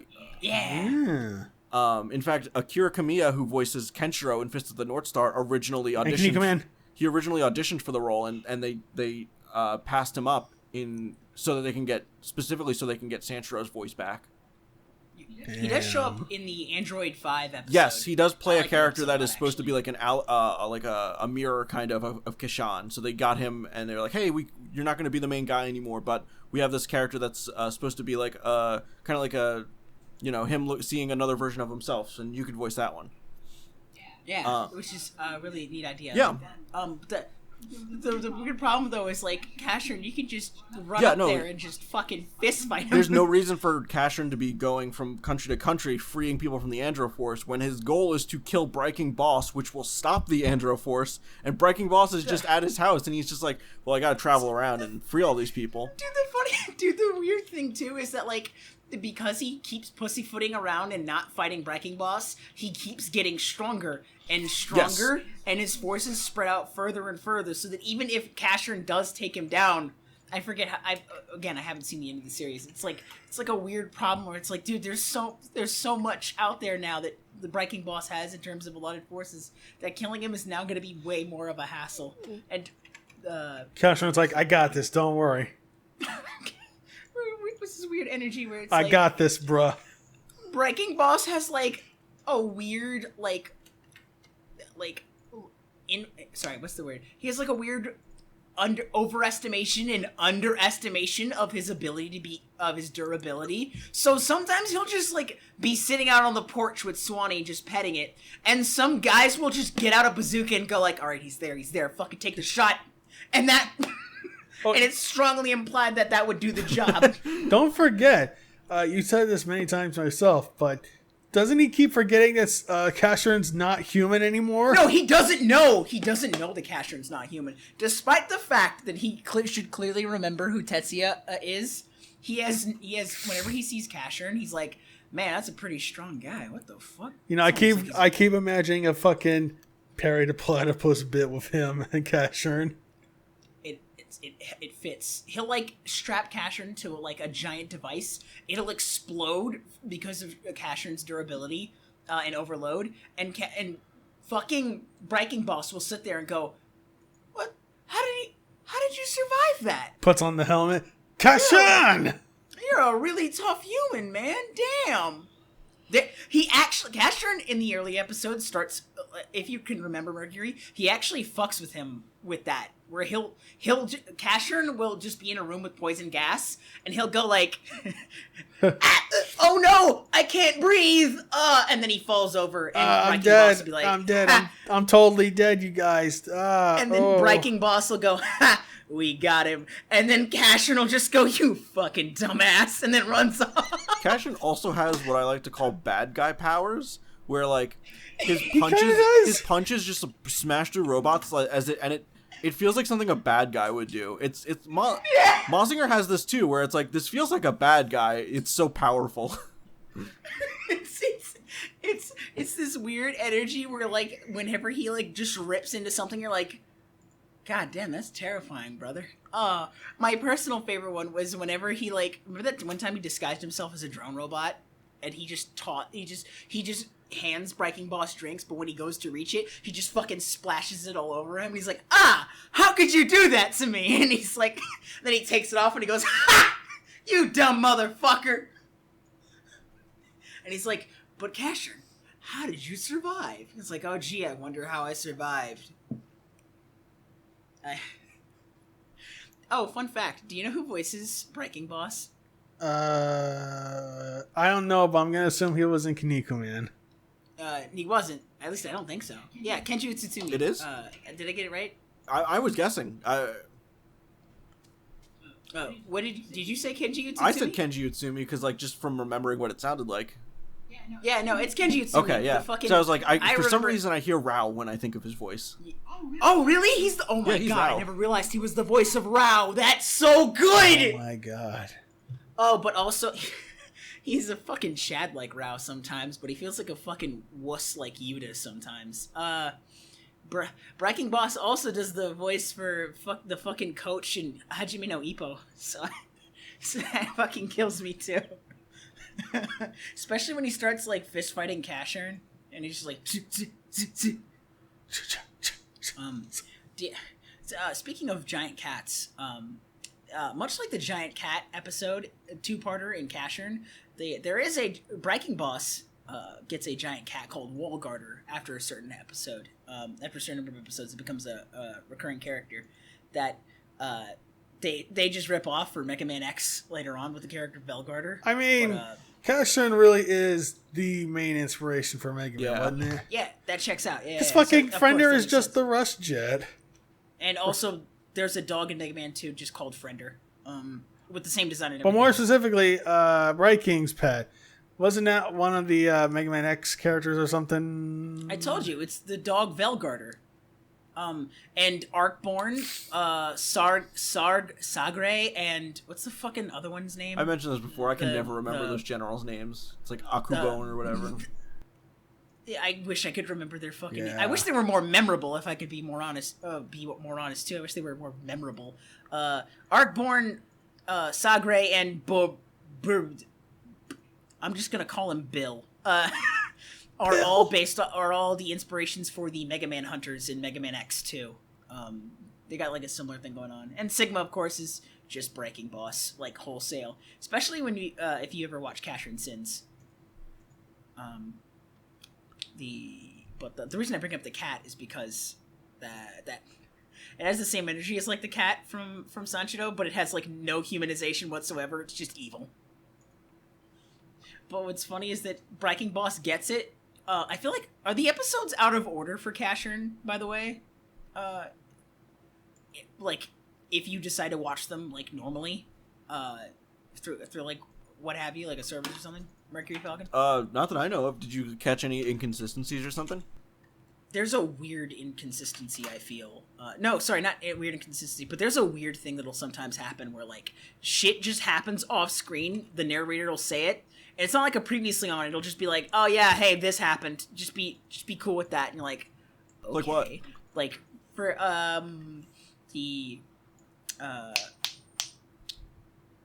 the episode where he creates Wallgarter, the narrator's just oh yeah, so one time, Breaking Boss was taking a stroll, and Friender just bit the shit out of him and fucked him up. Nice. And then Breaking Boss is that goddamn Friender, I'm tired of him. You know what that makes me think more? It actually makes me think that they were hey, we have this toy we want to push. And they were well, we need to write this in as soon as possible. Okay, yeah, you know what? That makes more sense to me. Also that one time when, after a certain number of episodes, Luna just gets the handheld version of the MF rifle. Yeah, episode 4. Doom. Yeah. Oh no, she'll have I can't remember it, but there's the long version, right? And then there's the other one that she uses, the handheld one, but I can't remember if that was in episode 4 because I just remember her having the longer one. I always just remember her having the regular one. And it always made me mad because it just makes the robots disappear. It doesn't actually blow them up. Yeah. And I'm I get it that it would have cost more to animate, but please just do it. Just reuse an explosion from before. I liked it. I also appreciated more in like the earlier episodes when it meant something when the robots blew up, and you're like, oh well, we actually have to like take cover now. I mean, there is the episode where the robot clown blows up a refugee camp and melts a bunch of people. Oh, that brings up an interesting point. Can we talk about that actually? So connecting all of them and making sure this doesn't drag on too long. But there's like a sliding scale of violent bullshit that starts happening, like from Speed Racer all to like Sanshiro. As it goes on, Sanshiro to Cashern to Gatchaman. Yeah. Like, Hurricane Polymer has that too. It's less talked about. There's a great scene of him kicking dogs. I love it. Can we talk about why that happened? Is there like a direct answer? Or is it just like the times were changing and they could get away with more stuff? No, in fact, I mean, Tatsunoko was kind of pushing for that stuff. They really weren't. There really wasn't. They wanted dog kicking? Hell yeah. No. Well, to be fair, those dogs were asking for it, but. Whoa! Sorry, I'm dog victim blaming. But No. but Jiminy. like, yeah, like it was just something Tatsuo Yoshida wanted, like an action show, something that was like an American comic book, and so like he just kept doing it, and like Speed Racers like really starts it off where that was them like pushing what was, you know, really like what you could see on TV, and then Sanshiro carries that too. But I don't think Sanshiro did very well. I know with Speed Racer, one of the things is that it also had a toy line that did pretty well in Japan, but I don't think Sanshiro really had any merchandising, and they really leaned into having a child star in as one of the voice actors. I mean, you can have the bike, but like you're gonna sell Sanshiro. I mean, you could. I'm surprised that you couldn't make figures of the goons. The goons are pretty memorable across the series. Yeah, Even but at the same time, bookhead you have to remember action figures weren't very good at that time. Oh, So looking at toys, you really want like robots or cars or stuff like that.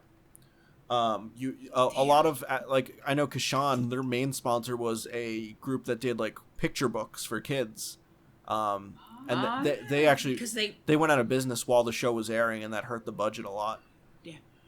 I mean, there was also the War of Yom Kippur. Yeah, and that was hurting the Japanese that economy at the time too, which probably hurt the sponsors. Probably why the sponsor went under, but that's fair. There's a very interesting thing going on with Sanshiro when you think about Cashern, where they really Hiroshi Sasagawa's like influence with Hiroshi Sasagawa's like things that he took from it feel like they work pretty well in some instances when it's not just like, oh hey, why don't we just run up and why don't I just take on the villain now? Like when Senshiro's just, you know, in his actual fights doing his hand-to-hand combat techniques, they look really nice, and they feel like a nice evolution of like stuff they were thinking of for Sanshiro. oh yeah, At least I'd say that. At least I think so. I mean, they like, just got the idea. I was gonna say with like Kashan, I think of like his corkscrew attack where he like spins around and like catapults himself through his opponent. God, that's so cool. Jeez. The Ryusei kick is also one I can think of. Unless it was the same move, the comet kick, because I remember he spins with. Yeah, okay, yeah. Maybe it is. I didn't remember. I forgot that move had a name. Yeah, Ryusei kick, Denko punch. Oh yeah. That's Denko punch. I remember because it's in the opening where he's like, kick, attack, Denko punch. It's all in the mind. If you want to test me, and then Casher just rips a mech in half. There didn't seem to be any. It's funny how a lot of things from Tokusatsu do influence Sanshiro.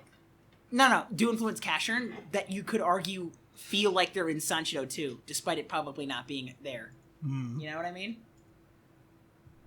The transformation sequence is the biggest one I can think of. Yeah. And also the motorcycle. Yeah, I've seen people compare it to a magical girl transformation sequence, and I think that's a dumb comparison. Yeah, that's I don't know. And it's funny because I don't know if it was even intended to come off like that. It definitely does, but because like Kamen Rider was what really popularized the transformation sequence, and that wouldn't be until the following year.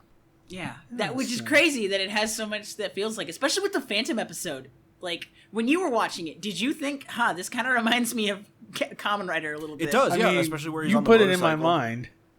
I did, but that was because, like, I've watched and read so much Kamen Rider that when I saw him strapped down, I'm like, what the fuck? There's no way they knew. Well, it could also be that it may have been, I'm not sure myself, but it could have been influenced by Cyborg 009, which, heavily influenced Kamen Rider. Actually, that's a very good point, considering that, like, I think you've talked about this on, like, a stream you did before, but, like, Shotaro Ishinomori's works all have, like, a very consistent, like, if they're sci-fi, they're, like, following, like, the same internal logic, Yes. basically. Mm-hmm. And sometimes even the same visual language, too. But with Sanshiro into Casshern, it's really nice that Hiroshi Sasagawa took influence from Sanshiro, because then, there's also the stuff that they took from Kamen Rider and Kikaider. I think you mentioned that. You've talked about this before in your video, where, like, the things that he has, like the signature techniques, Fender being able to turn into a vehicle that he can use, all lend itself really well to that. And honestly, I would not have been surprised if they ever did a remake or like a reimagining of Kurenai Sanshiro. I would not be surprised if they decided to, or if they would have made the bike do stuff like that too. Yeah, kind of like the Mach 5. Give it some guns. Yeah, or even just put some anything, guns on this bad boy. Mode, fucking something.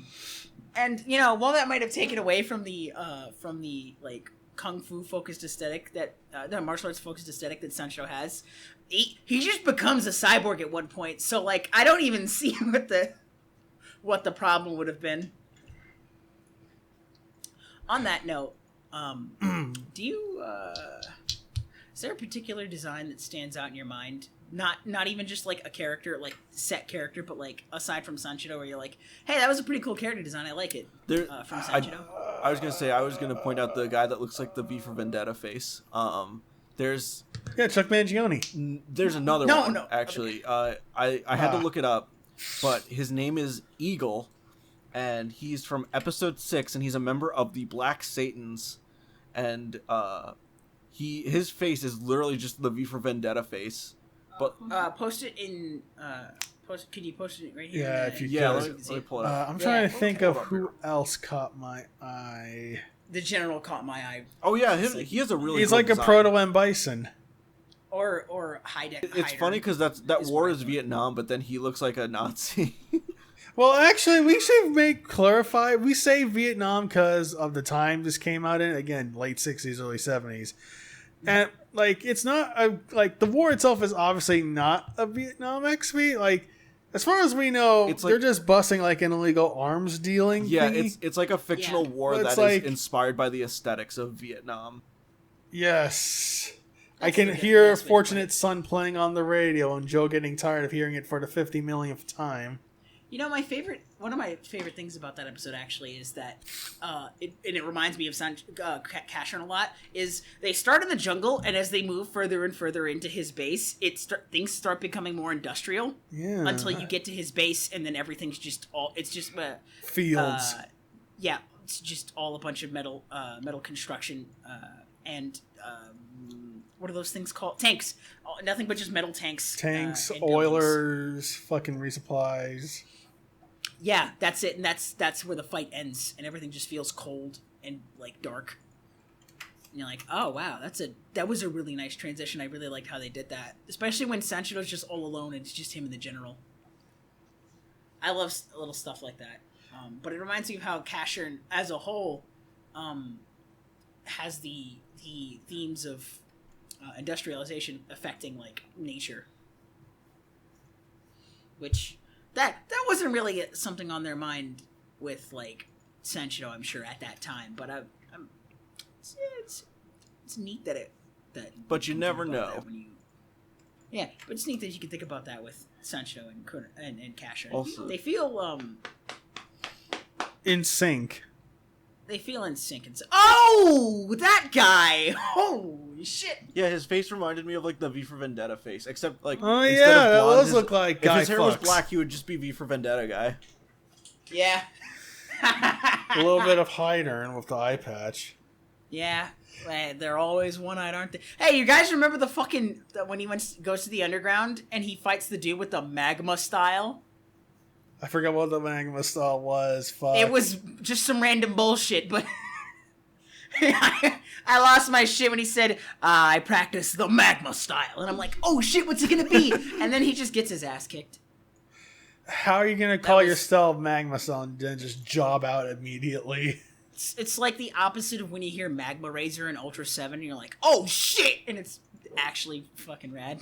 Wait, that's the one where he tosses his headpiece, right? No, that's the Eye Slugger. The Magma Razor is the Ultra Guards. Wait, have either of you ever watched Ultra 7? No, just explain I've it. only watched fight videos. Okay. I've watched the I can full fight imagine videos. It's neat. Yeah, the Ultra Guard has like this vehicle called the Magma Razor, and it's just a really cool drill vehicle. That's all. Yeah. That's about it. Nice. So when it comes to, so we've got that down pat. Let's talk about something I think we can all fuck with. Oh. Which is, so in comparison to Yoshitaka Amano, how do you feel about Ippei Kuri's work with like Sanshiro and First time I'm only passingly familiar with Speed Racer because of pop culture osmosis. But like how Mercury said, it's still all very striking. The colors are clearly thought of. Everyone looks nice. Just, these are this and Sanshiro are all I know of him, so clearly he must know his shit, so I like him. That's about all I can say. Yeah, I like it a lot. My only issue is that I am happy with what we have of his art style in TV anime, and part of me wonders if he had kept going, if it would have gotten stale, because, you know, there was already, like, the reusing of character designs, and so, like, I wouldn't want it. My biggest fear is that if he kept going, it would get stale. But, like, Yoshitaka Amano was, like, he was an incredible character designer, especially if, like, honestly, looking at his shows on TV doesn't even really do his art justice. Like, if you get an art book with his character designs in it, his character designs are incredible. Like, obviously, like, they transition to TV fine, but like even like the kids from Time Boken have like really, really well detailed designs that the TV show doesn't do them justice, really. If you can go ahead and look at bring up some of those and put them in DMs, that'd be great. But right now, I was gonna say, while I do like Yoshitaka Amano a lot, I still gotta give credit to Ippei Kuri as well. Yeah. But I appreciate both of them for that time when they were making Tatsunoko anime, and they had a really solid understanding of the style of Western cartoons and comic books. Yeah. Because they just especially fucking nailed it DC every style single looks time. The yeah, DC because you look at comics, Eagle here, and he's just. Yeah, you look at Eagle here, you can feel it. Look at that man. Look at him. Look at his features. He's got it in spades. But then I like how Yoshitaka Amano, at least for stuff like Cashern and Gatchaman, you can tell he was looking at he figured out a way to make his style unique while also being reminiscent of Ippei Kuri's. I feel like that's apparent, yeah.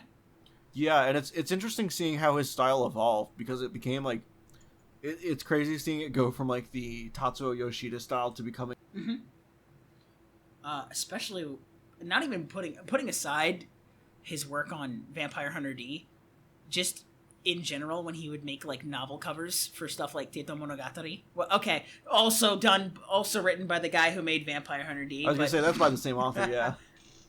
Yeah, so it's like but his work on Final Fantasy is You want got Final that Fantasy? space. He did the first 6. He was the character designer for Final Fantasy up to like what, 6? The first 6, Oh, wow, and I then did not know. and then like he still gets credited. Like he's credited in 14 because they still use designs from those earlier games.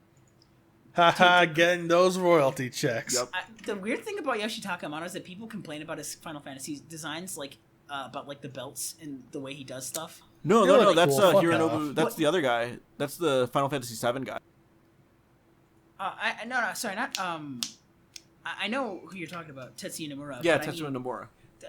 I've met people who criticize his Final Fantasy designs too, where it's like their faces look too thin, or they have a certain proportion to them that just doesn't look right. And I'm like, all right, but You do know he made those fucking Tatsunoko Pro characters, right? Like the man has variation.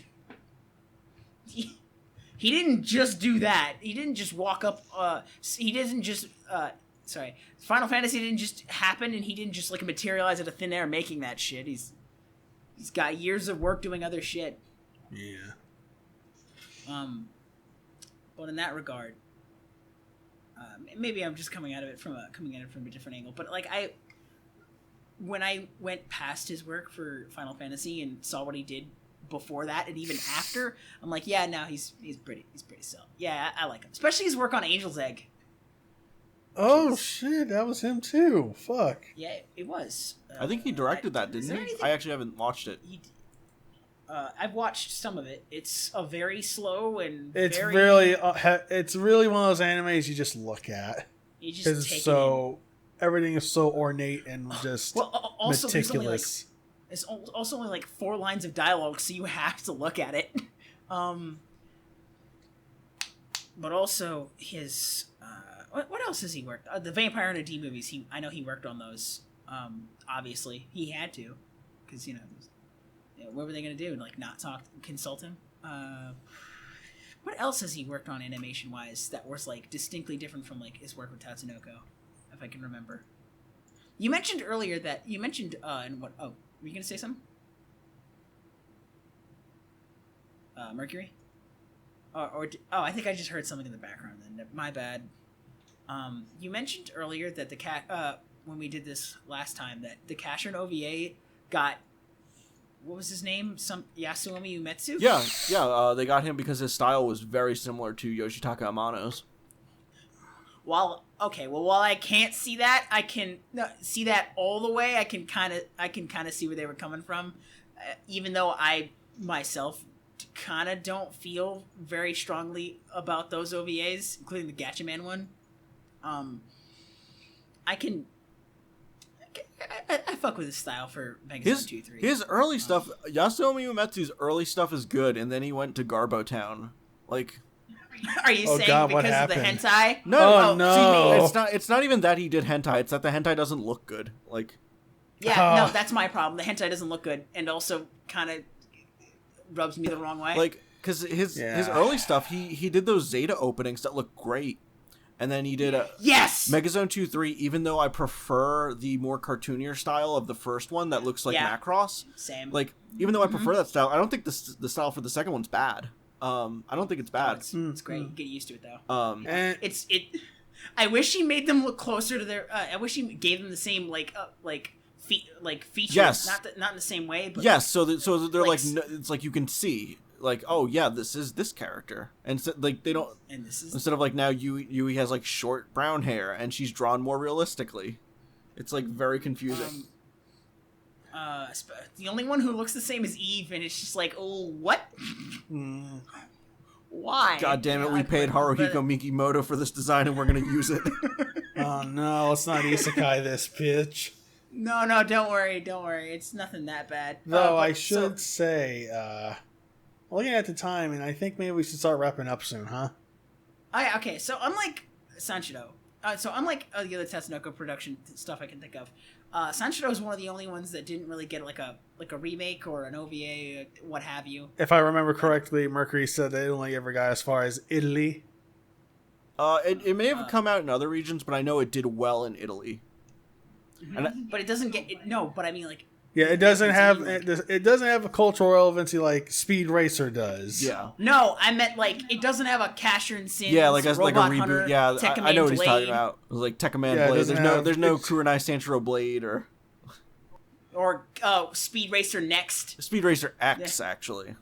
Oh, sorry, Speed Racer X. There's none of that. Fucking even Time Bokan got something. Well, Time Bokan multiple. went on forever. No, like a reboot. Oh. And then Casherin got 2. Fuck, man. One of those reboots wasn't even by Tatsunoko.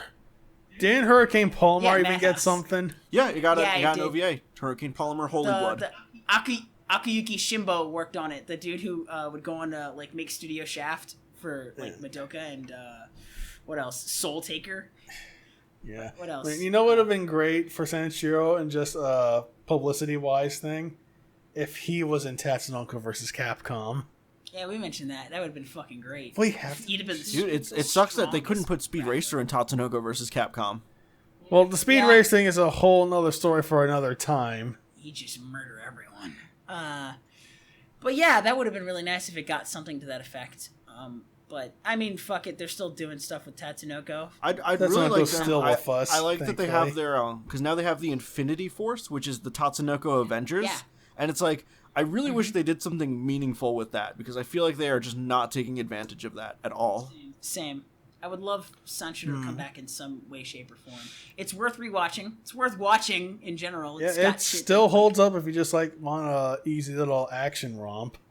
Yeah, very like very if you watch Speed Racer and you just had like I did, like where I just had tons of fun, where each episode is just an insane adventure, and just seeing like what crazy thing will happen on this episode, and then like that like kind of like a depression you get when it's over, when it's like, oh, I guess that's the end of that.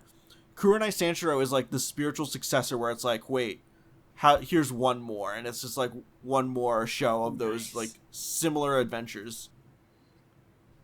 They never really did anything like this, like those two shows ever again, did they? No, you can see the DNA of them is in like Gatchaman, where it has like the extreme action and all that stuff. But it was before the age of like the real superhero, and so you get like these like very human characters doing extraordinary things, and it harkens back more to like the 50s serials and adventure titles than it would be before it became like big with superheroes. Yeah, and I think it just feels nostalgic. I like it. I miss it already, even though I've watched it a bunch of times now. It feels like an old friend. Yeah. And also, the second opening fucking sucks ass. It really does. Like, I know that kid was like only 12, so good for them. They got their money. Hopefully, maybe. But god damn it! They can. It has no fucking punch. It doesn't have the same feeling as. So wait, was the first one? The first one was sung by the first one was a man, right? Wait, he was asking a question, Prince. Well, sorry. The first opening was the first opening sung by a man. Yes. Yeah. Okay. That's the second one is actually, I know who this chick is. Let me look her up. She did. I remember I remember looking up who did it, and she did like a very famous song. I think it was Michie Horie. I think so. Let me look this up. Probably it. Yeah, it's Mitsuko Horie. Mitsuko Horie. Miki Katsuhiko is the one who did the opening for episodes 1 through 13. AKA the best ones. Yeah, she's like a huge anime opening theme song person, and she like started on, that's her first opening. Wow. Yeah, let's see. Still sucks. Way to go. That's who it was. Damn, Prince. She did the opening to Dr. Look, just because look, they're what? Fucking 40 now, maybe. Wait. They can she take. did the opening for no. She did the opening for what? Dr. Slump. Oh, nice. There's actually like a bunch of animes here. Oh, I was looking for this. But like I was trying to say, I don't care if she was good at the time. It still sucks, dog. I gotta shoot honestly. Oh shit! The narrator was also Utsumi Kenji. Much like how I have to be honest and how I have to say, I think we need to wrap it up here, fellas. So, final thoughts. Kurenai Sanshiro. It was rad. Yes. Very go good. watch it if you can. If you liked Speed Racer, tweet you will at like this. Yes, if you like Speed Racer, you'll definitely love Kurenai Sanshiro. Tweet at High Dive. # bring back Sanshiro or... Because I did... you're right. I did check and it's gone now. Yeah! All right, we did it! And if it's not coming back, fucking put them on your pirate hats and set sails, motherfuckers. We did it, y'all. We brought back Sanshiro. And we didn't have to lift a finger. Wait, did you say it's back? No, it will be. Trust me, it will be. Oh. Damn it, you got my hopes up, you cunt. Pirate hat, set sail. Oh, I'll get the One Piece theme playing. Anyways, who are you? I was Eric, your stuttery and kind of quiet mayor, actually. Thank you for coming by E-Town as always. Thank you to my cohort 8 for being here as always on this reboot. Mm-hmm. And big thank you to Mercury for coming with us on this again. Because as we said earlier, we did this last week, blah, blah, blah, blah, blah. Yeah, you're welcome. That was intentional, by the way. This time. All right. Next time on the E-Town podcast. If you ever want to come on again, just let us know. It was really fun. Or since it's your podcast, you should let me know. We also stream it. Well, I've streamed. I don't know if anyone wants to come back yet. I'll put that on an indefinite for now. I'll just hang out every now and again. And I'll keep doing podcasts with the Prince. Yeah. Again, I want to apologize again for everyone listening to me. Sorry for being kind of stuttery and quiet. I got bad brain. It's okay. You can take it out in post. I hope you take it out in post. No, even if I were to edit myself, I am going to edit myself in post. Y'all were still the main heads of this conversation. That's okay. That's fine. Also, no, Mercury, you should let us know when you want to come back on, even if it is our podcast. I mean, I'm generally always free. Like I said, I work from home ever since COVID. I've worked from home, so I'm just here. Ah, sweet. Yeah, that's fair. But also, well, maybe next time we come back, we'll talk about a certain little Ultraman flick me and Nate watched a while back. The podcast is possessed by the spirit of hype in E-Town. We have no control over it. I love you all. Thanks for stopping by. Have a nice trip. And make sure to don't go to that Popeyes again. Never! You didn't know nothing! Oh shit, it's the cops! No, it's okay. We settled out of court. It's fine.